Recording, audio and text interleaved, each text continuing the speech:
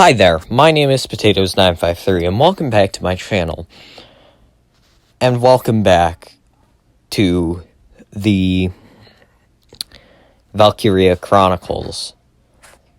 Last we left off, the start of Operation Northern Cross has started.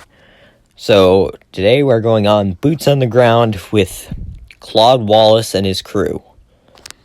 Spoiler alert for Valkyria Chronicles lore. 4. That's the one. If you plan to play that game, I will be spoiling parts of the story. Okay? At this point, games are actually being spoiled, so if you're planning on playing through the series, leave now. Anyways, back to the bullshit history lesson. Claude Wallace and his crew of ragtag imbeciles was a group of the Ranger Corps to whom Claude Wallace and his commanding officers were all galleons, to whom we will hear from in the next video, probably. I don't know. So, during Operation Northern Cross, the Ranger Corps was pulled up as the main spearhead. During the first month of Operation Northern Cross, they saw major gains and returning territories, including the majority of the old Potstadian border. However, when including capturing the important fortress Wolfenstein. No, that's stupid. Why would I do that? Why would they do that? It was just some stupid castle from the olden days. So the operation was basically the idea of push straight forward, do not stop. Which, of course, as I explained in the last video, is not a great way of not getting encircled, and losing a ton of troops and equipment. So, during this period of time, the Imperials quickly were falling back and bulking up their forces along the old Ziegfeld line, which had been mostly defanged. However, it was a very powerful fortress still in the way. So as the Federation forces continued forcing their way forward into Imperial territory, they continued hitting small roadblocks and capturing small towns, to where some residents who were,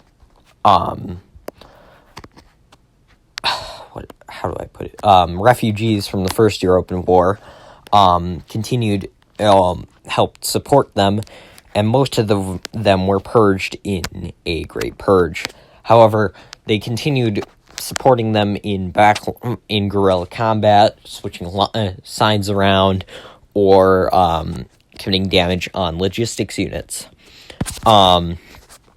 During this advance, the Federation had a bunch of infighting going on, to where they had infighting between squad on squad. And so they were not a very great force as a company, but as a battalion, they were capable of doing a lot of things. As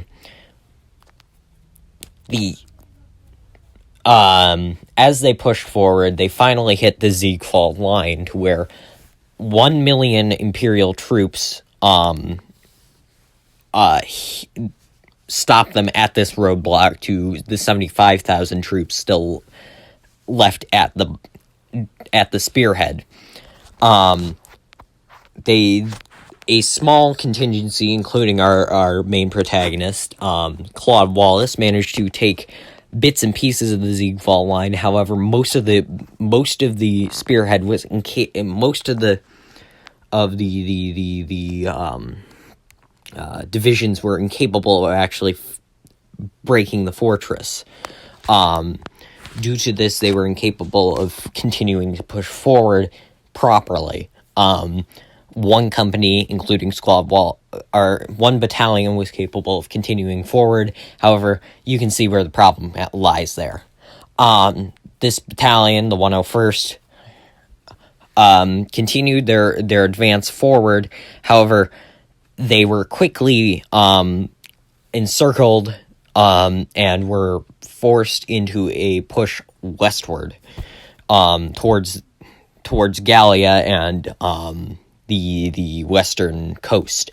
As they pushed back, Imperial forces continued chasing them along, and when they finally reached the coast, much of the battalion was lost during a surprise attack as the Imperials figured out where they were moving to. However, Claudwall's Squad E, had made a small contingency into a logistics unit supplying weapons, ammo, and fuel to the Gallian invasion, to which we will talk about next time. However, there was an experimental project going on by the Finnish and Imperial Federation forces to make land battleships, which eventually saved Claudwall's squad and what was left of E Company, or what was left of the 101st Battalion. However, what was left of Northern Cross was also lost, much like the battalion. During this when they were blocked at Ziegfeld, a large contingency of mechanized and armored forces from the Imperial forces, led by one of the princes, managed to encircle and break off all the logistics units, and fortunately for the Imperials, they were capable of annihilating any resistance left in the back. This encircled the majority of the forces there. They lost most force. About 500,000 men were either killed or captured and sent to the terrible concentration camps to where political dissidents and the Darksons were held in the internment camps / some people call it death camps / concentration camps. These concentration camps we will touch on in the next video. However, it's important to state that because those